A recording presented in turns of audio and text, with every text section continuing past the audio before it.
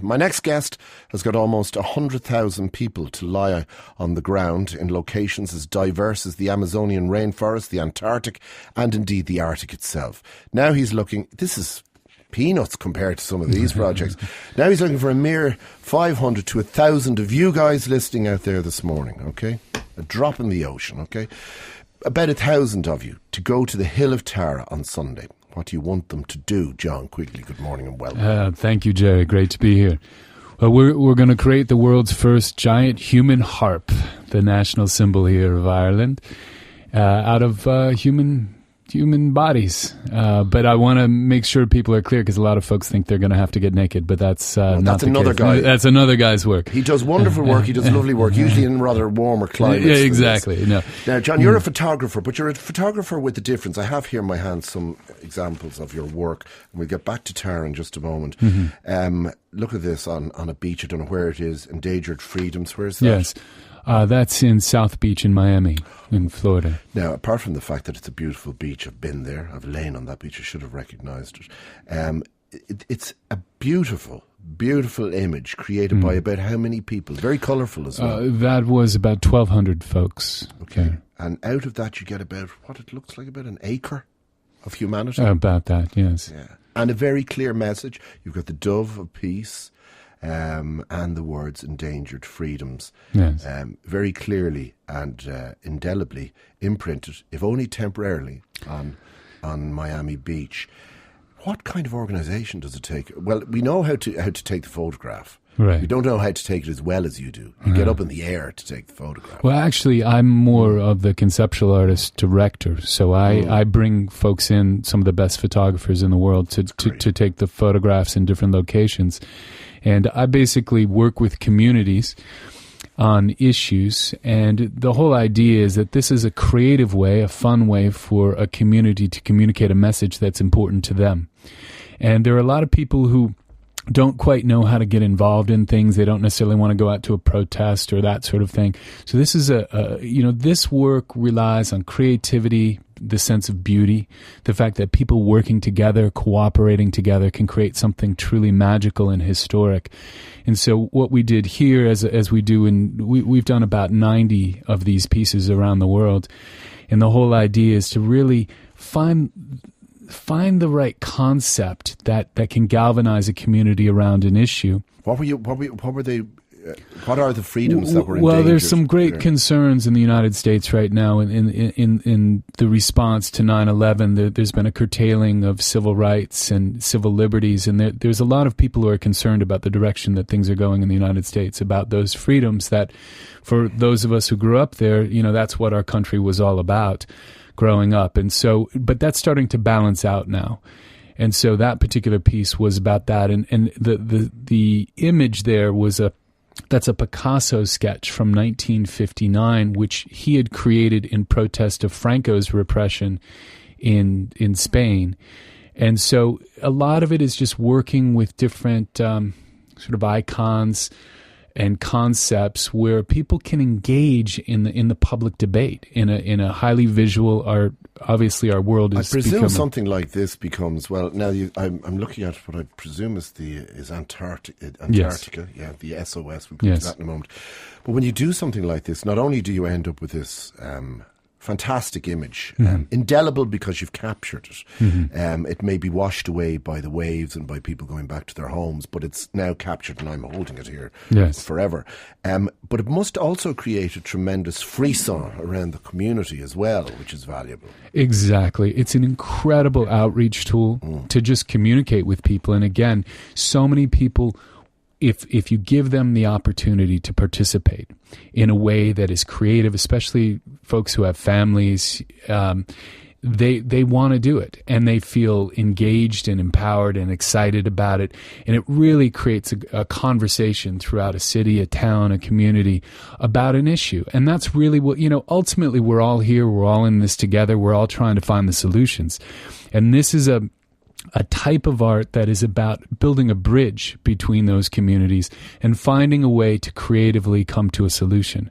So, and that's what we're doing on Tara. We're really, anyone out there who's been interested in this issue and maybe has stayed away from it because of the polarization, this is an opportunity to do something historic, something creative, something together, something that everyone will be proud of. I mean, the image of a giant harp on Tara Hill is going to be a beautiful thing.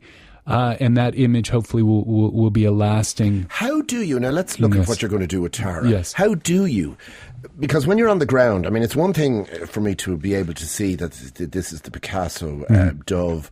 I can read the words, but that's because now you've taken the photographer way up into the sky, and the perspective is created there, and it's fantastic, absolutely fantastic. The Arctic Warning one is brilliant as well. I'm just looking at that too. But on the ground, to create this kind of imagery is very difficult because you are like, it's a needle in a haystack trying to imagine what the haystack looks like. You know, a lot of people have said, well, why don't you have communication with the aircraft? And I've tried that a few times, but somewhere along the way I developed a spatial sense about how things look on the ground, on the landscape, and then how it will look in the air. It's almost like an eagle eye inside the brain, imagining what it will look like if this person's leg is 2 feet this way or 2 feet that way. And it's a little bit of trial and error. Some people think it's, why wouldn't you have a monitor so you can actually see what you're doing? But part of it, I think, is... Well, I presume there's some natural geometry in it. You have an instinct, probably, for natural geometry. Well, that's I've never heard that phrase, actually, but that's... do you mind if I use that? That's great. Because it is. And also, I've developed a system. The first time I did a Picasso sketch, I started doing this with kids on beaches, the whole idea that everyone's an artist. And this term aerial art came from that. The whole idea, okay, everyone today, we're going to become aerial artists because you cannot do this work without every single person. That's why it's so crucial, the involvement of every person. And so we started doing it very simply. I used to just draw like giant dolphins with my feet in the sand. But then the first time I was doing a Picasso, I realized if I mess this up, they're never going to let me do this again. There's somebody who's going to say sacrilege, desecration, kill this man. Yeah. But it's interesting because his some of his family has been really were really excited about it, and they've actually been the image is at the Picasso Museum in France. And I think that's a fairly faithful rendition of the image. Well, and the reason why I bring this up is because I knew that it needed to be exact. It pushed me to develop a more exact system, which I now still use to today. So that's a lot of it is, it's sort of like they talk about when you're flying in a storm, you need to trust your instruments. When I do these designs and then lay them out on such a large scale, I have to trust my instruments, the system that I've developed. And then once the basic spacing is there, then there's the art of shaping the human body. Imagine all the variables of arms, legs, knees, heads, kids running around. It's a living sculpture, so you don't want it to be too confined. You don't want too perfect. Or too perfect. You want it to breathe, and that's why at the end of the day, when I see the photo, it's just like anyone else. There are things that show up in it that, to me, it's the finishing of the art, is the magic of the uncertainty. And now, obviously, you want to get it as close to perfect as you can so that it's all readable and you achieve the intended result. But it's got to have life. It's got to have space. It's got to have... And some quirks. The smudge. Yeah. What was it? I remember the sleeve notes of Woodstock. You may hear some noises and scratches and bumps and burps on this recording, but like the scratches in fine leather, they are but proof of the authenticity of the work. Beautiful. Now, I can't but imagine that there's a gigantic amount of human administration involved in this. Now, how's it going to work with Tara? You mean actually on the site? Yeah. Well, there'll be a bit of chaos. There always is, but it's, the first time that I did this was with 2,400 school kids, and I had no idea what I was getting myself into. And it was the most difficult thing I'd ever done, actually, at that point. And, but from that experience, we were able to achieve it, the first image. But from that, I learned the process of how to channel people. And part of it is just creating systems, understanding how to channel them from one place to another. I lay out the image, so the image is already there, so that when people arrive, and we'll have, I also want to mention that this is, in addition to creating this giant human harp, we're going to have some of the top harpists in Ireland there, who are also going to be down here at the Parliament building on Saturday afternoon. And so there'll be harp music playing. It'll be a very festive day. We're encouraging families to bring picnics, that sort of thing. But once we start the image, it's a bit of a performance piece. And some of it is very regimented, and some of it is a bit freeform. And but ultimately, a lot of it, it's more a sense. I don't know, I could sit here and go A, B, C, and D to you about exactly how it will be done, because each one is different. Do you need a lot of people helping you? Do you have a big team? Yes, we will have a big team. And usually it comes out to about one coordinator per every 15 to 20 people. And I presume once you've got your bodies as you go along in place, there's no, excuse me, I'm toilet needs. Well, you know what? If someone really has to go, they can go, and we'll adjust. This is a free experience. No one's going to be confined there. But you know what? It's a very interesting process, because what I find is once the form starts to happen, it's almost as if the group starts to comprehend its larger purpose. And you don't find very many people wanting to leave once they're in position, because they feel the sense of creating this larger image. And I think that's part of the beauty of it too, is this sense of being part of something larger than yourself. But obviously, if someone needs to go, or if a child is running off, and it's an organic piece, it's a free-form piece.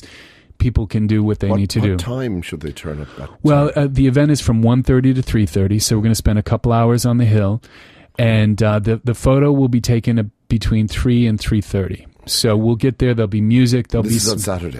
No, this is on Sunday. On Sunday. Okay. Saturday is at the Parliament. And during this, on Sunday, between 1:30 and 3:30, yes, the harpists will be playing as you're sculpting this humanity into the shape of a harp. Exactly. And then also we'll have some historians and scholars there giving talks about the importance of Tara and what's going on there. So it'll be an educational day. It'll be a fun day. And for those folks who haven't been to Tara in a long time, or possibly ever, or ever, I went the other day, and it's a magical place. You can see, on a clear day, you can see 5 counties, I hear. And just being there, being in that grass, it's a lovely grass. I took my shoes off and ran around barefoot, and it makes you feel alive just to be on the hill. And so I think, if nothing else, come and see this. I mean, this is the ancient... That's what I was going to say. I think it would be wrong to think that only those who are passionately convinced that no road should go anywhere near Tara should turn up. That's not the case. No. I think anybody, whatever your opinion is, debate and conversation and chat and exchange is always a good thing. Even if you actually think the road should go right over Tara, turn up and be part of it and talk to people and have dialogue. I mean, I think that's probably what you're hoping for. Absolutely. There's no point in having one team there. No. The goal, this is a unity event to bring Ireland together, the folks who want to come out, experience Tara. And again, I'm an Irish American, and my family descends, both lines, from Sligo and from Limerick. And Ireland's role historically has always been sort of preserving culture. In the Dark Ages, preserved the culture while, things went dark on the European continent. And this debate that's going on at Tara, we're seeing this all over the world, progress, development versus our link to the past, our link to our heritage. And of any place in the world, Ireland, it's such a crucial debate. Because there are things here in that valley, in the Boyne Valley, in the Tara Valley, that you simply can't find in many places in the world. And so that's why it's so important to get engaged in this. Whatever side you're on, come out, learn about it, come create something beautiful. Together we'll create this beautiful harp. And Tara Hill from the air is absolutely stunning on its own. But we'll add, hopefully, something to it. And should people come in any particular colours? Well, wear clothes, please. Wear clothes, please. At this point, we'll have some to create the contrast. Because like the ground is like, okay, the base of your canvas is green. Exactly. Okay. So we're looking for light colors. Yeah. But we also understand that some people may not have those or their coats or that sort of thing. But just come how you can come. If you can wear light colors, please. We'll have some outfits for those who need them in terms of for the high contrast we need for the image to read. So just come as you can, but if you can wear light colors, that's great, because that will just add to it. It'll add to our ability to really create this. And I want people to imagine themselves as artists. I mean, literally everybody, every shape of every body contributes to this form. And so, come out, have some fun. Again, if you can wear white or light colors. I presume white or gold or yellow. Exactly. You want to tip it on that end of the hue scale, because otherwise I've worked on green before, and you can disappear into green very quickly. Exactly. So you need really that. But as I said, if you don't have it, come anyway, because we will have outfits for people. Now you do need about 1,000 people, I think, don't you? Well, right now we need 500. We'd love to have 1,000. 1,000 would just thicken it. Would make it this really rich image. And there's a couple ways people can get there. Obviously, they can drive their car there up the N3 and then get off at the Tara exit, take a left and head up to the hill. Just follow the signs. But also there are buses leaving from Bucyrus at 11:30, 12:20, 12:30.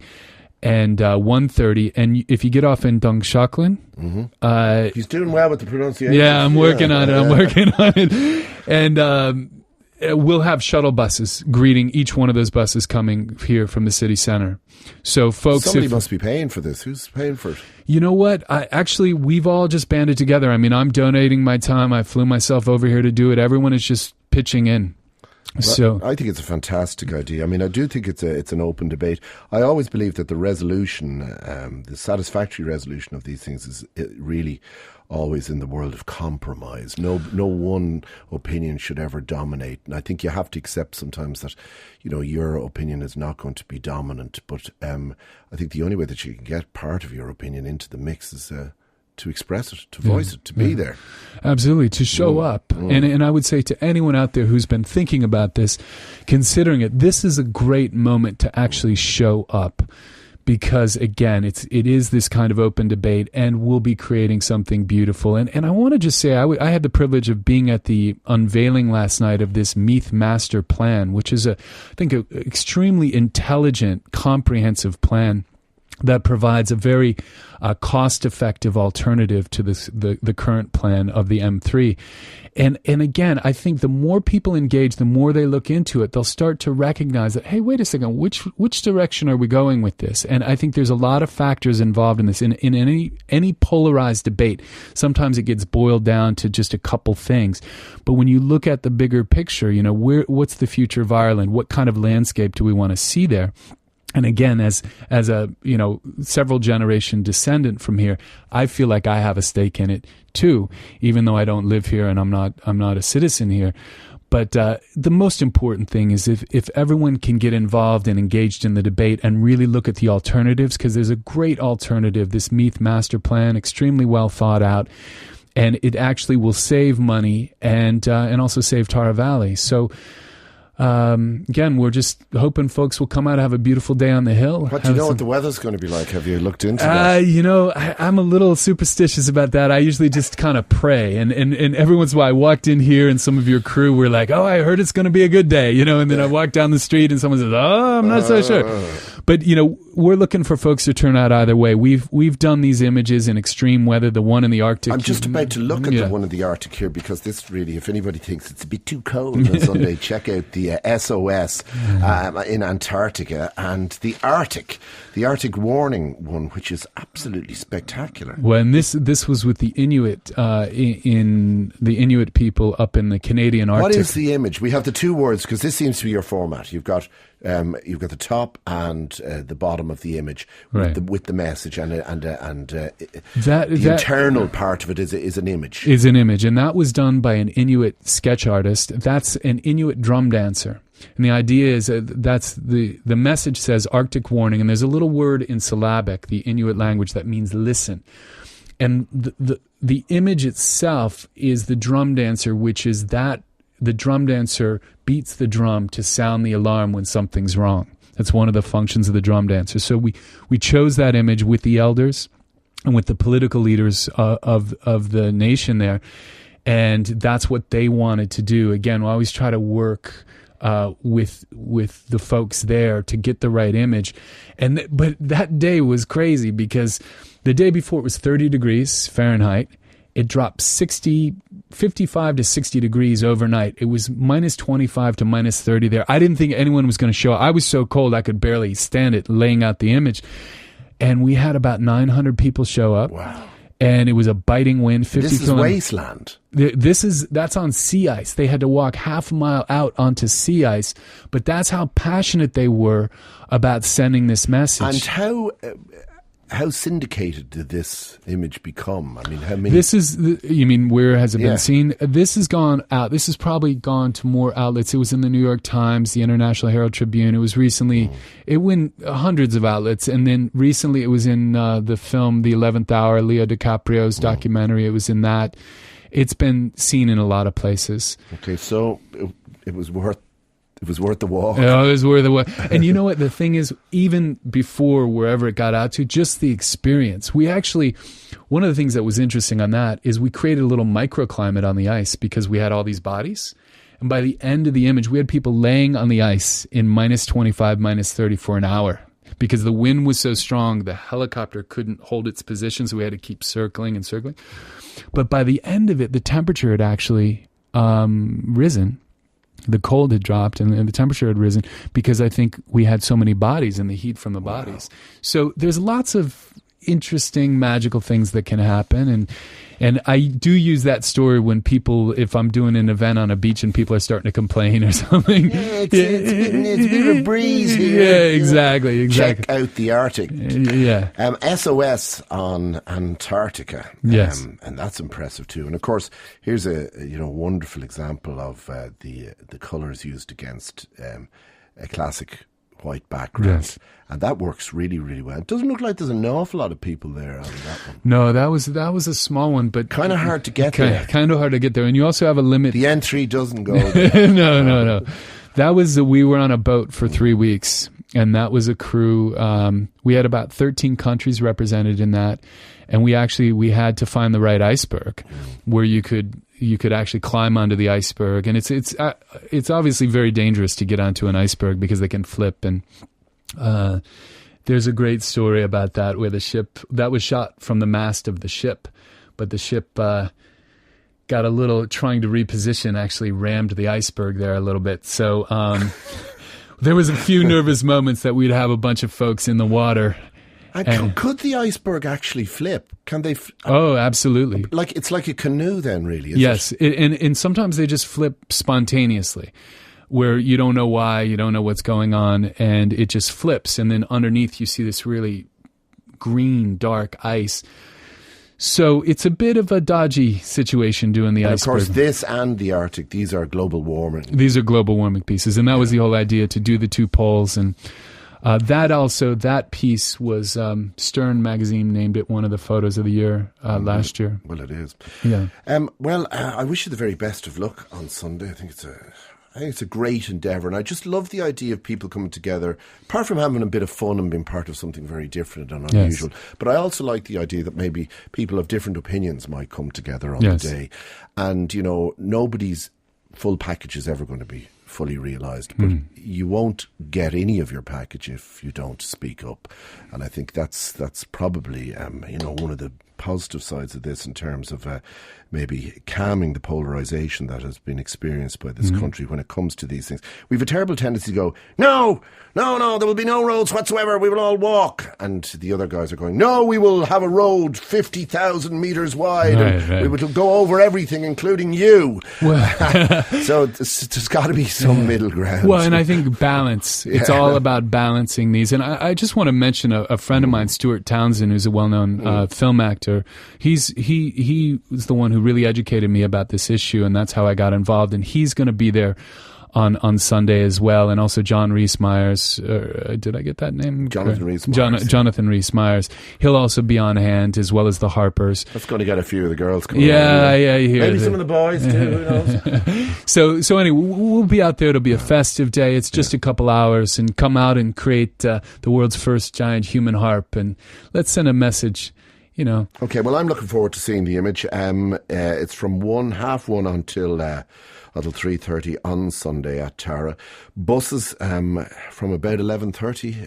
About 11:30, and then 12:20, 12:30, and 1:30. You can drive there. It's up along the N3, and then take the exit for Tara. For Tara, follow which is the signs. Follow the signs. It's about halfway between Dunshaughlin and Navan. Did I get it? Very Did good. I get it? Good. All right. So I wish you the very best of luck. May the God of sunshine shine upon you. And I hope that he or she will. And even if they don't, people should just put on their winter woolies and get out there. Exactly. All right. Thank you very much, Sean. Thank you so much. It's been a pleasure speaking to you. Likewise. Thank you. Doom, doom, doom, doom, doom, doom, doom, doom, doom, doom, doom. Hello to all my glum chums. I'm George Lee, and this is the Gloom Room. Today we remind you that temperatures are soon to fall. It'll be dark at 5 o'clock in the evening, and your home will depreciate every hour you spend in worsening traffic jams in your turbo-powered, fully NCT'd, fuel-sucking motorlone. Now, in every episode of the Gloom Room, we feature a special misery wizard, and this week it's Joe Duffy. Bitter days ahead, George. Bitter days ahead. We have people ringing the live line this week saying they've sighted Whisper bars back on the shelves. We know what this means. It's a reminder that the 1980s is about to return. It's going to be the famine, the emigration, the poverty, the syphilis coming back into Ireland in the new millennium. Not content with this trauma, we're also to be beset by the haunting mirage of BB Baskin returning to our television screens. Dungarees, Rubik's Cubes, cassette players. They're stalking the land. The bad old days are coming back. It's lighting up the screen. I can hardly hold me excitement. Go on, Brilliant. It's a gloom boom. And furthermore, to destroy our economy, crime is on the rise, as Paul Williams of the Sunday World explains. Look at... There's only one crime being committed in this country, Lee, and that's yourself. Too right. You are the scourge of happy homes in our society. I am. You give Freddy Krueger nightmares. I've written about the Penguin, the Viper, Tony the Tiger, Papa Smurf. But now, you top them all. George, the Leech Lee. That's right. You're nothing but scum. Well, that's a bit inappropriate. Well, I do apologise for calling you a scumbag. I should have called you a nasty bastard. Oh, that's better. I'm Paul the Hack Williams from the Real Irish Sunday. Mind your knob, Bridie. Oh, the negativity is swelling up through me. Come, Black Night, and fill me with the direst cruelty and depression. Oh, I wish things could possibly get worse. But how? How could they get even worse? Man, I feel like a woman. Eddie O'Sullivan, you've answered all my prayers. Yes. Tell me how bad things have got for Irish rugby. Well, the lads have taken the criticism about being called girls to heart. O'Gara's gone out buying brat styles. Great. Dricko now is joining the girl guides. And even Bull Hayes wants to change his name to Heifer Hayes. Oh, God. I'm watching chick flicks. Yes. I gorged on a bucket of ice cream last night, and I think I've got PMT today. Oh, you're turning into a woman. That's really, really bad indeed. The course. But wait. It's the course. Steve Staunton, is it possible that you could bring Irish sport to an even deeper low than Eddie O'Sullivan? Well, the ratings on that there wall, so it is. How? We're going to be playing Germany on October 13th. Right. The Germans beat San Marino 13-0. And if you want to spell my name, Steve Staunton, it'll take 13 letters. Oh, God. Banana skins don't come much bigger than that. And thankfully, there is absolutely no way back for either rugby or soccer. Well, I wouldn't say that. What? Myself and Eddie have an old trick up our sleeves here. No, give up. We're gonna do the haka. We're not the All Blacks, Stan. I mean, The haka, Eddie. I can't do the haka. Sure you can. Huh? Just take off your skirt and get ready. What the? Kamata, oh. For God's sake. Tangata poru. Stop nana tiki mai. Kaupane. Can you feel it, Eddie? Yes, I can. We're men again, so we are. I need to burst someone open. Let's get George Lee. Come on, George. Come on.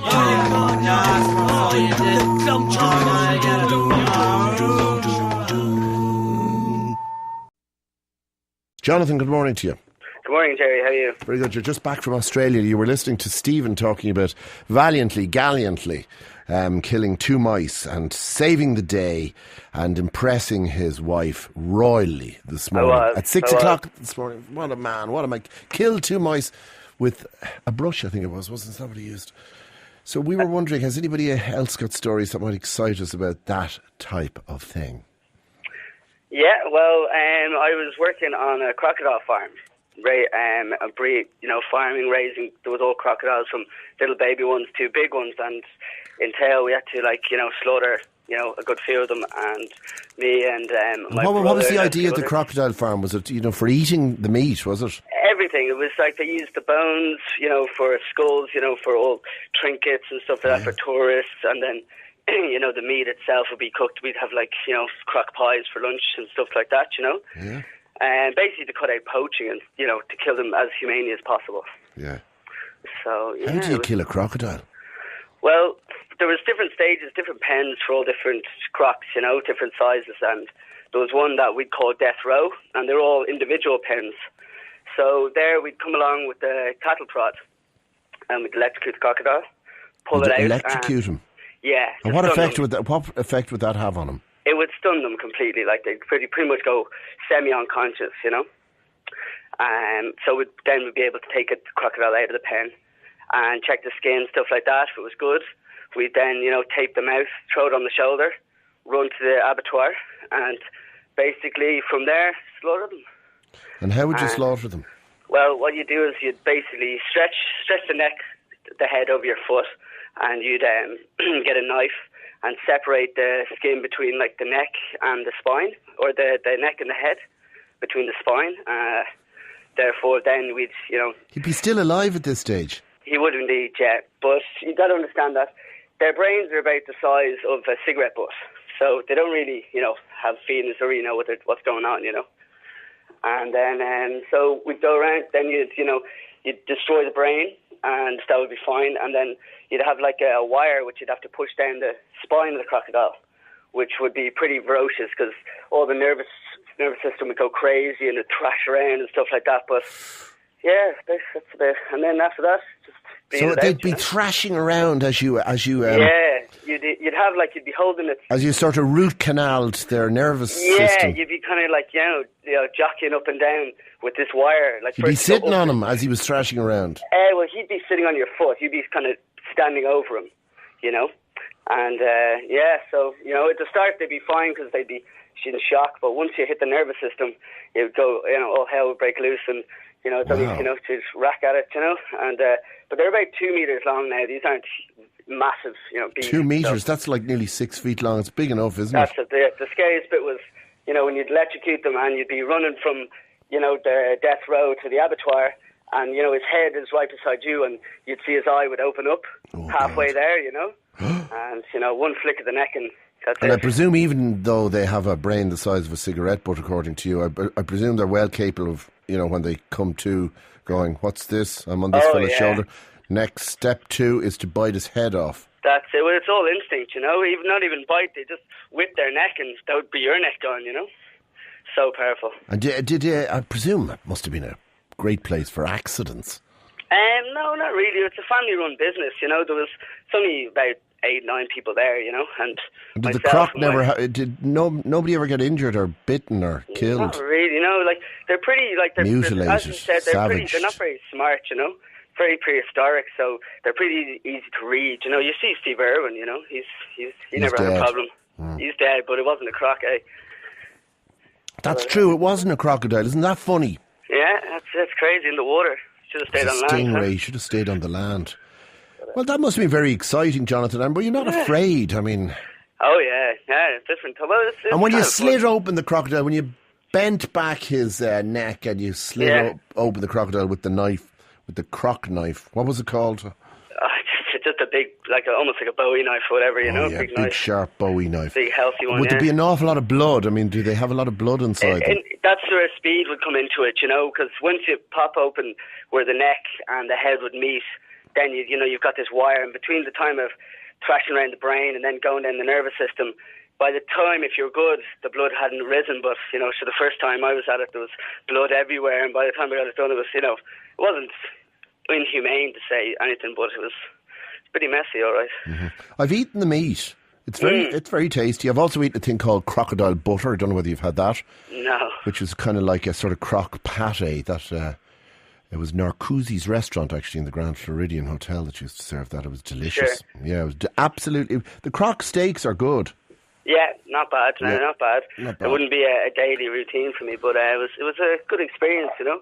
Yeah, I believe that the fella that you worked for has written a book on the best way to kill a crocodile. Well, I think he's an authority on it, basically, you know. He was...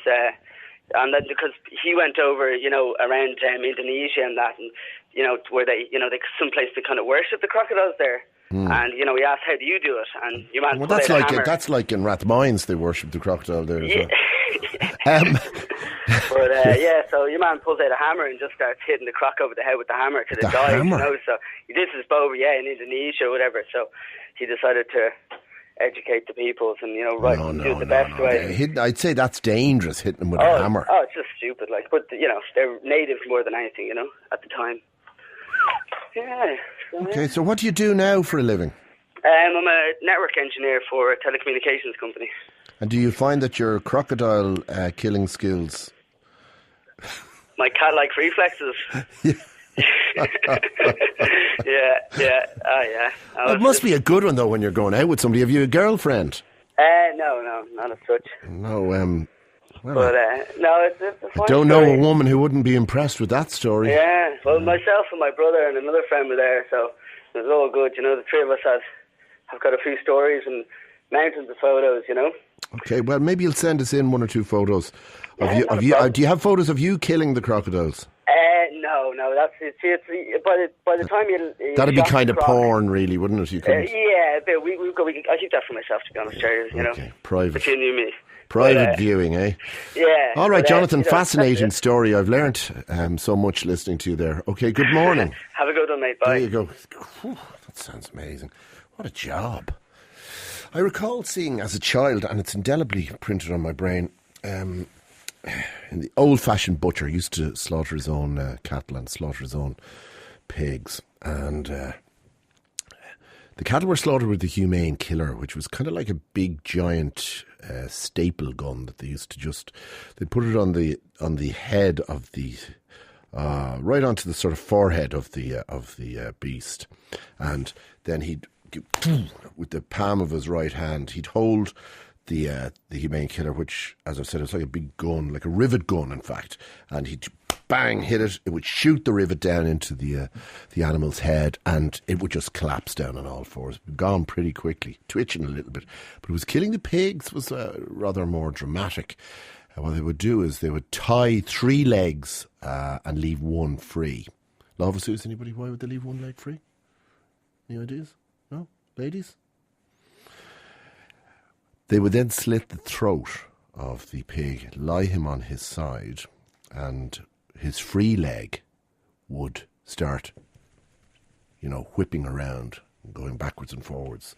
And that would cause his heart to beat quite fast and pump all the blood out. So you drain the blood out of the animal. And the blood was collected then in a sort of trough, and that was used for making black pudding. Now, let's read this. Was this an email? Yeah, this was an email, was it? Morning, Gerry. Yesterday I went shopping with my 12-year-old daughter to buy her a new pair of runners. Brave listener. After visiting 5 shops, she finally found a pair that felt comfortable on her. The shop assistant then proceeded to inform me that these particular runners cost €130, to which I told the assistant, put them back, and we'll keep looking at other runners in the shop. I spotted a pair in her size. They looked good, and I asked my daughter to try them on. She did, and she was happy with the fit. They felt good, and they only cost €30. We bought them. On the way home, my daughter told me that all her friends wear brand name runners, and that she was the only one who didn't have a pair of brand name runners. I told her that these so-called brand names, Can you imagine telling this to a 12-year-old? I told her that these so-called brand names are mostly made by child labour in third world countries and that I'd no intention of giving the likes of Reebok, Nike or LA Gear free advertising. I then explained that in buying brand names you're just subsidising sports persons' huge wage packets. That evening I looked up fair trade footwear on the internet and found the brand that we had bought was not made by means of fair trade. I would like to know, is there a pair of runners in Ireland for sale for a 12-year-old girl made by the means of fair trade that cost less than 50 quid? I'm no green freak or a tree hugger, but I hate to see these young girls falling into the shallow and superficial trap of wearing so-called brand names. After all, a shoe is just a shoe, a jumper is just a jumper, and a coat is just a coat. They all do the same job at the end of the day. Oh, madam. Oh, madam. Maybe thrifty Fiona Looney would know the answer to this. Regards, a very dedicated listener. Well, dedicated listener, I admire your courage.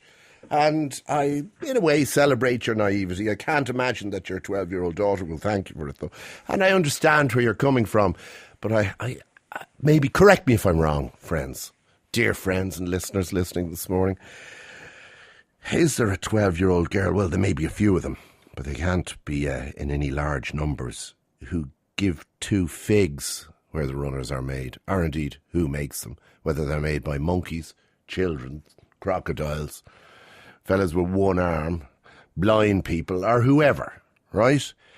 Nobody cares about that, except the odd few. And I know you're out there, and God bless you, and the world needs you, and when I'm in trouble I'll be calling on you. But is there anybody listening this morning who's been able to sell this kind of a package to a 12-year-old, to a young person, who's been able to convince them that a brand doesn't matter, that Adidas or Nike, it's irrelevant. It's the same as no name. If you've been able to do that, if you've been able to convince your child of that, and also enthuse them to become interested in the whole issue of third world child labour, phone us now and tell us how you did it, because we'd love to know. 1850 715 922. And also, finally, the issue of not being able to find any runners, whether they were brand name or not, under 50 quid that were made by fair trade means, or indeed were made by people who weren't being exploited. If you can find a pair of them, also please give us a buzz on 1850 715 922. Now, I presume there might be some young ones who would rise to the challenge of taking that seriously from a parent, but I would say the majority wouldn't. I mean, I'm not going to include my own children in this now because they'll only give out to me if I do, but certainly when I was I responsible in that department when I was a young teenager? I'm trying to think. I certainly used to spout on a lot about South Africa. Minnie's the Sunday lunch would have been spoilt by me now. I would have been going on about... I used to blame my father for apartheid in South Africa. And he'd say, why exactly do you think I have anything to do with apartheid? And I go, well, it's guys like you, with your money and everything and oppressing everybody and he'd be going, yeah, well, then why don't you just go and live in the back garden in a hole and stop taking my money? And then I'd shut up. It was a simple but effective argument. Patricia, good morning. Hi, Gerry. How are you? I'm grand, not a bother. Now, you've been through all this business about the brand names, it says here with your 12 children. I presume it means with your 12-year-old child. No, with my 12 children. You're joking. Yeah, and I have them from 19 down to 2. Earthquakes from Valhalla. I'm still going through it. And the attitude at the end of the day is, which I've brought the eldest fella up with, it's not what you're wearing. Stand up for what you believe in. If you don't want to go out and spend that type of money on shoes, don't go out and spend that and type of money on shoes. How old is this child that you sold this argument to? Well, I sold it to my 19-year-old, but I'm still selling it the whole way down. I mean, 19-year-old girl or a boy? He's a boy. He is a boy. Okay, right, of course he's a boy. And my 18-year-old is a girl, and... she has no interest in brand names. If she likes something, she will buy it, but she's not buying it because it's a brand name. And would she not be interested in the Gucci and whatever? Not at all. Victoria's Secrets, no? No, she's on eBay and she'll grab a bargain, just like we all will. So she'll wear Dirty Dozen as quickly as Victoria's Secrets. She will wear anything. She loves a bargain. She hates to see something coming in the shops, when she... And would she be concerned whether it was blind, one-legged children making the clothes she was wearing or not? Drives them absolutely bananas.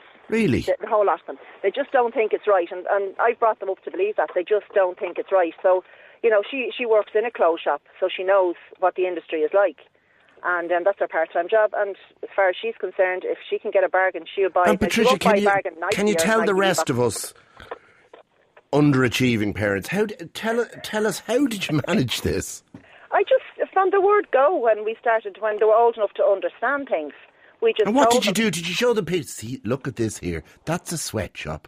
Look at the man whipping the old woman making the runners. No, we just told them that kids work in sweatshops, and it's not fair to buy clothes that are run up on a machine by a 7-year-old child. I mean, it's the same when it comes to Christmas.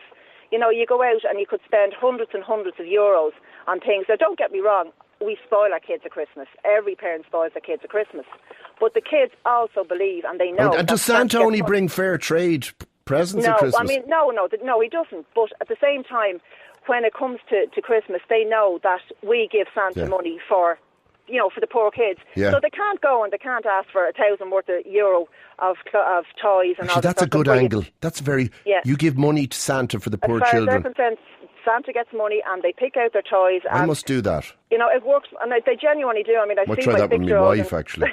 They want to try it with me sometimes. But, no, they do. And, obviously when they're old enough to go out and buy their own clothes, they'll go out and they'll buy the clothes. But I don't see them going now for the likes of the Nike or the Reebok. I see them going into Pennies, or they'll go into Dunnes. And, they know the Pennies as well are worked on sweatshops. So they prefer to stay kind of on the mediocre, the medium sense of clothes. All right, well, I've no evidence that Pennies products are made in sweatshops. I wasn't aware of that. Well, maybe I'm wrong now. I don't want to knock Pennies of that, but I just feel that kind of it's the same thing I've heard of some of the high street shops that say I won't knock Pennies because they are great. There is, of course, there is an argument, and it has been proved to be a fact in certain situations, that in order to provide very, very cheap clothing or footwear, it has to be made in a sweatshop. It has to be. Of course it has to be made so in a sweatshop. that's the double-edged sword, that's the problem there, isn't it? Yeah, but once again, I'd like to emphasise, because I just couldn't bear to have to deal with a legal situation with Pennies. No, it's not. I wouldn't say Pennies or any of those shops. Pennies are fantastic. In fact, Mr. Penny makes all the clothes himself. Pennies is fantastic where young kids are concerned and they're spilling things on their clothes. Yeah. But at the end of the day, no, I feel that if you start from the word go and you say, look, brand names, they don't mean, they mean... And are you saying that your fella doesn't wear Emporio Armani underpants? Not at all, he does not. Well, mind you, in saying that, he's moved out, so I'd like to know actually where his wash and goes half the time. But he's moved out, you've got 12 children. Yeah, but he's in college, so he's, Oh, that's all right, he's still with you, is he? Yeah, he comes home when he wants, Your husband? No, the eldest child. Oh, sorry. Yeah. No, he just stays quiet. No, the eldest child. I just visions of this guy selling this, now in other cultures it's done like this. It's a fair trade thing where you live with other students and your wife takes care of the children and you have sex with other women as well. And in Guatemala, that's what they do. No. Oh, that's a classic. He's moved out. Nobody's doing it, I would imagine. Yeah. That's probably where his underwear is going. That's probably it, yeah. I mean, I was in my 40s before I started actually moving my underwear from the end of the bed to the linen basket. Actually, there's the thing. Does your husband wash his own underpants? Absolutely not. Oh, thank God. Are you mad or what? I mean, Do you know any men who wash their own underpants? Well, except guys who are living in a hovel because they've been thrown out or something. Not at all. Are you joking me? Not at all. Women are there to do that job, as far as men are concerned anyway. But, we don't believe it. But, you're better off letting them believe it because they're happy or out. They're happy. When you let them believe that they're in control, wonderful. But we know we're Is that all we're in control of, just our underpants? Look, at the end of the day, That's all that's left to us. Yeah, but think of it, hunter-gatherer reduced to underpants control. You're better off letting men believe that they're 100% in control, but we actually know we're 100% in control. Now, I'm very impressed with the 12 children. That's fantastic, isn't it? That's brilliant. It's absolutely And brilliant. I thought sometimes. I like boasting about the 5, but the 12. Ah, not at all. Come on, you're only a baby at it now at this stage. Well, there'll be no more coming from this donkey, I can tell you that. Well, there'll be none coming from me either, but anyway. All right, please put it down on the back of an envelope and we'll put it up on the website as to how you managed to do this, because it's obviously close to the third secret of Fatima, and we're very impressed, all right? Okay, thanks, Gerry. Right, good morning. Take care, bye. There you go, 12 children, isn't she amazing? That's fantastic. And she's managed to convince the children that Victoria's Secrets is rubbish. No, forget it. Wear these knickers here that I got on eBay. That's kind of what she's saying, isn't she? Fantastic. I'm impressed. I liked her. 12 children. God, that's a lot. It's almost kind of like Dickensian, isn't it? Gerry